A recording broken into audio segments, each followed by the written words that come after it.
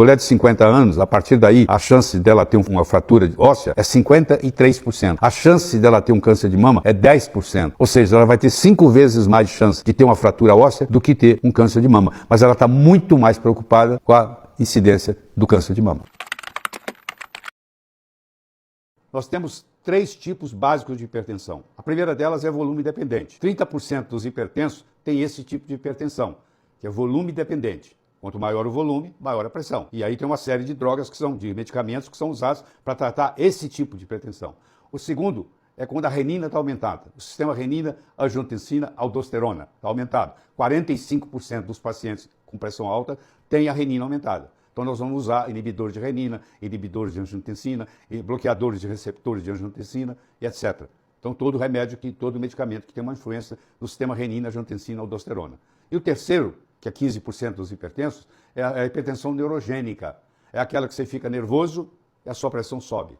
Então aí tem uma simpaticotonia.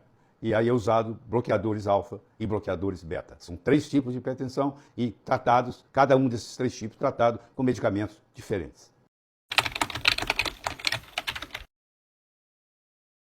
É uma pergunta interessante, muita pessoa está interessada em saber essa diferença. O grão integral ele é composto de 3 partes, o germe, o endosperma e o farelo. Quando você faz a refinação dele, ele trabalha nesse grão e ele deixa de ser um grão integral e ele passa a ser um grão refinado, só sobra endosperma.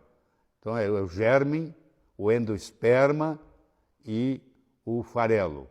Quando eu faço a refinação, eu tiro o farelo e tiro o germe. Só sobra o endosperma. O endosperma traz praticamente carboidrato e um pouco de proteínas.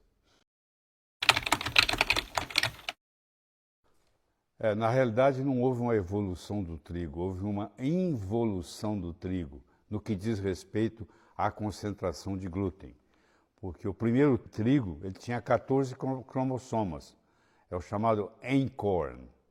Depois de muitos anos veio o segundo trigo com 28 cromossomas, que era o chamado Emmer. E finalmente, em 1943, em Porto Rico, apareceu o que nós usamos hoje, que é o triticum, que agora tem 42 cromossomos. Toda essa, entre aspas, evolução do trigo, aumento da produtividade do trigo, aumentou também a produtividade do glúten. Ou seja, hoje o triticum, que é o que tem 42 cromossomas, que é o que é usado hoje praticamente no mundo todo, com raras exceções, é um trigo que tem muito mais glúten. Mesmo aquela pessoa que não teria sensibilidade ao glúten, se comer muito desse trigo, acaba sofrendo consequências.